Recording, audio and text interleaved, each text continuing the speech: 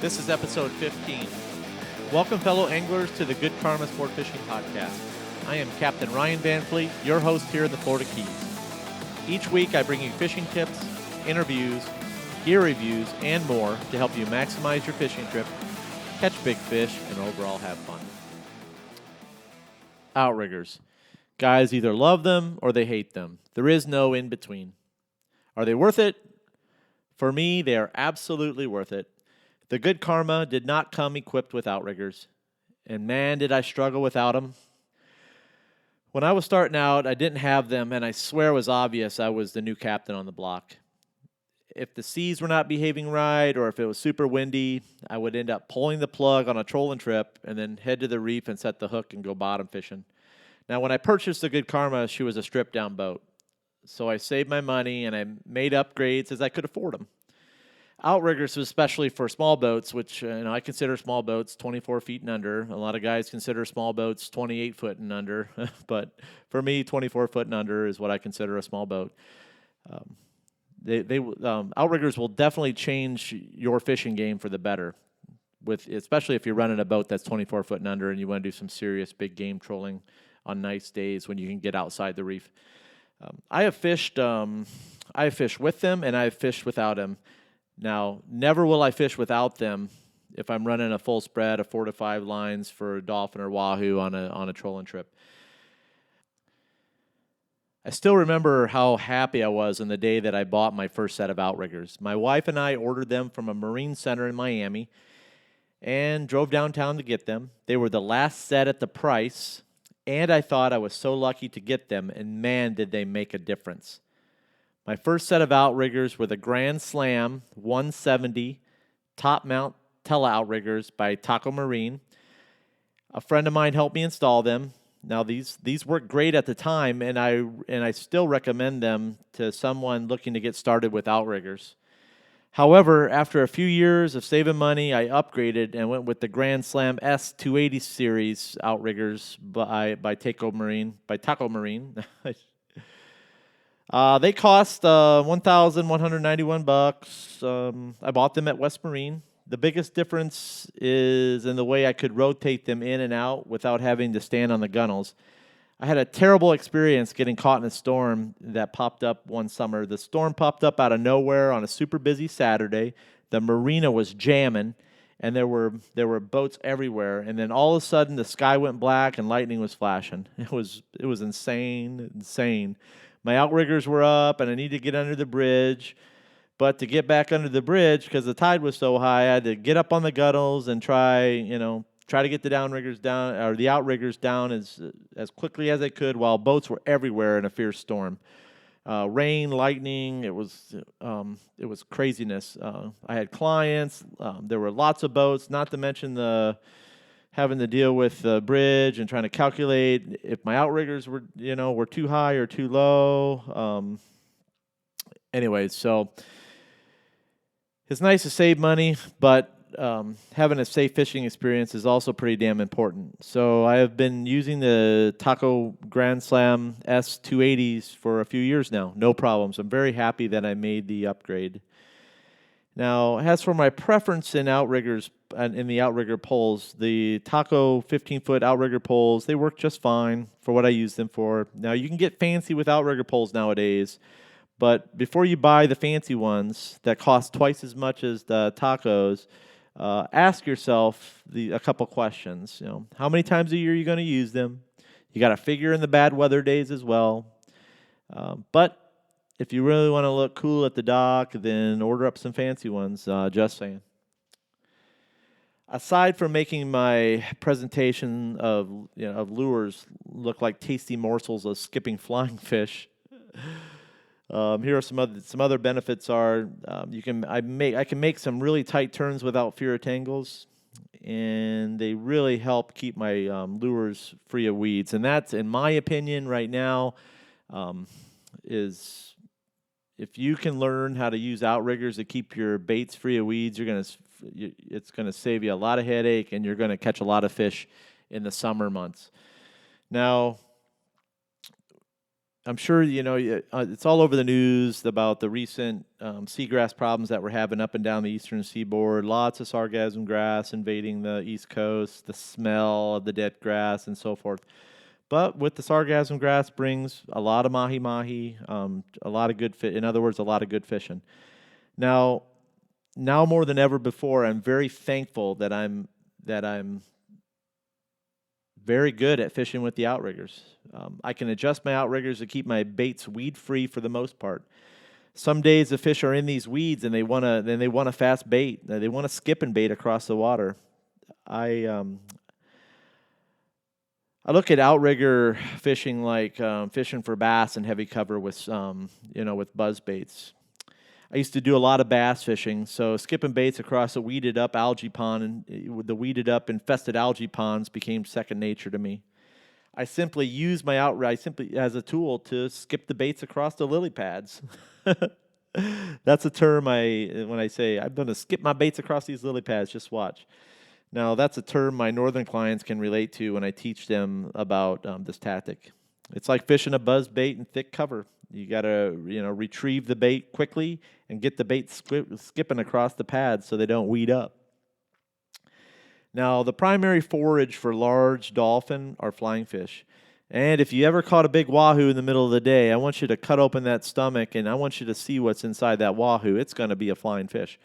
So I can almost, I'm not going to make any guarantees, but 8 out of 10 times it's going to have a big flying fish in its belly, especially when you caught that wahoo on a ballyhoo. So just keep that in mind. A little tip for you. But now you add a skipping bait on the outriggers, and then you add the bubbles of a big outboard engine moving at 7-8 miles an hour, skipping blue and white sea wetches over ballyhoo off the riggers is about as close as you can get to mimicking a fleeing flying fish as you can get. Fast-moving baits dangling from the outriggers are going to trigger a big strike from the predator. I've caught many big dolphin in the middle of the day on jet flat calm days, working different ridges and weed lines off the riggers, moving quickly. Skipping sea witches and ballyhoo on the surface with outriggers. And then baits that are not on the down on these outriggers that are not skipping correctly, these baits don't get touched.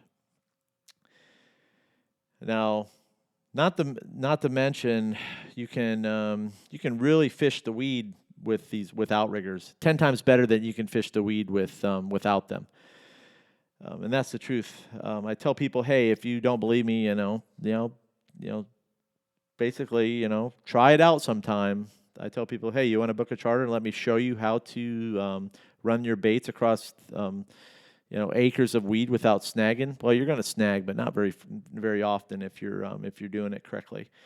And have your baits. There's a lot of different tricks you can do to keep your baits weed free. So something more I'm going to talk about in some other podcasts. But anyways, I think that running and gunning is a great technique. It works great, but I don't feel it works very well in heavy weeds. So, and then some days these fish, fish like mahi-mahi, they want a bait that's trolled, not a bait that's thrown at them. It's some days you got to troll for them, guys, and you got to put it. The running and gunning works, but some days you got to troll. Having outriggers really does help put more fish in your box. Now, as far as the terminal gear that I use, here are my recommendations. Number one, the outrigger line. I've tried it all and was never happy for various reasons until I made the switch to the Spiderline Microdynema braid by New England Rope. It's 1.8 millimeters. It's the absolute best outrigger line I've ever used. It blows everything else out of the water. I highly recommend it. I bought it at West Marine, and it costs about $27.99 a spool. One spool is going to get you one outrigger, one 15-foot outrigger, just about with a little left over. But so you're going to have to buy 2 spools if you're going to do 2, a port and starboard side. Now, as far as the outrigger clips goes, man, I've tried every clip out there, and I'm totally serious. I've spent a lot of money on outrigger clips. And now I'm currently testing the new R2 outrigger clip by R&R Tackle.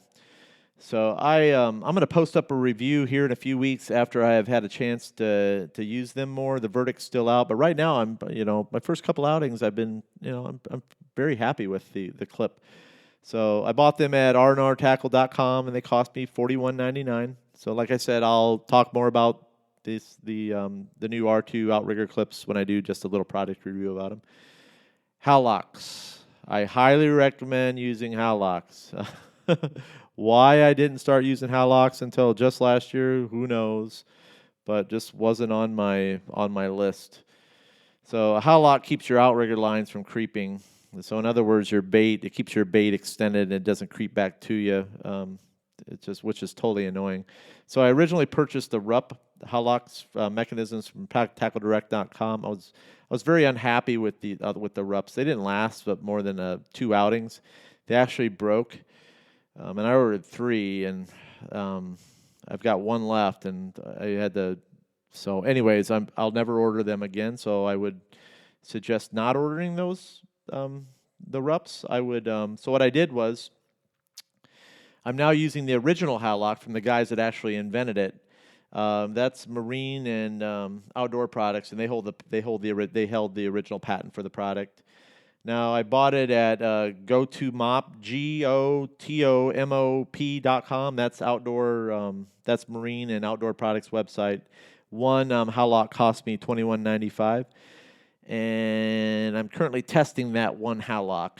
So the verdict's actually still out on this one. So once I do a test on it and it lasts, I'll give it a thumbs up or thumbs down. So I've got to abuse it over the next couple months. Well, when you're wahoo fishing under extreme conditions and pulling baits and cold weather to hot weather, and just going to see how it lasts.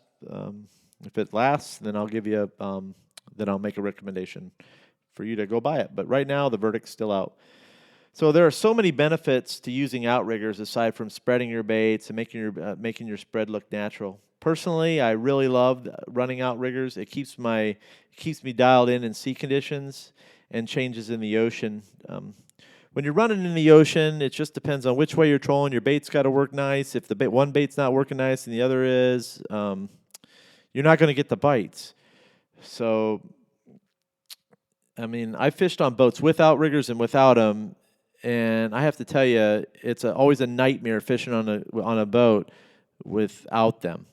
So you think you got the bait spread out, then the ocean conditions change, the boat rolls differently, and you got yourself a mess, and you don't get the bites because your baits aren't skipping right. So certain baits are designed to skip. If you can't get baits skipping in certain sea conditions, then that bait isn't going to work for you, and you pretty much have, you're losing time on the water. So, that's just my thoughts. So everybody has their own opinions about outriggers, but I absolutely love them. Now, if you really love to live bait fish like I do in the wintertime, put some goggle eyes out on the outrigger and watch what happens. Just saying. It's pretty amazing to watch a wahoo skyrocket on a goggle eye on a rigger that's working the surface.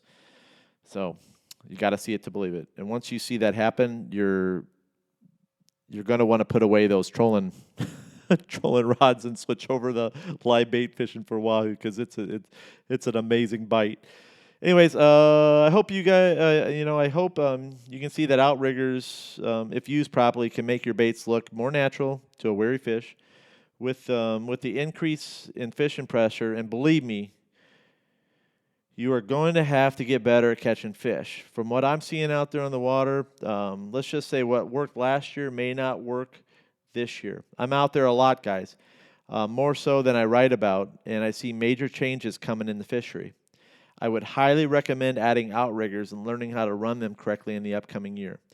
You're going to catch more fish with the outriggers, and you're basically going to catch more fish than you will without them. Thank you for listening, and if you have any feedback, comments, questions, or suggestions, I would like to hear from you. I'm going to be doing a question and answer episode, so definitely email me any questions you have. You can find me on Facebook at Good Karma Fishing Charters, Instagram at Good Karma Sport Fishing _FL_keys, or you can email me at goodkarmaryan@gmail.com.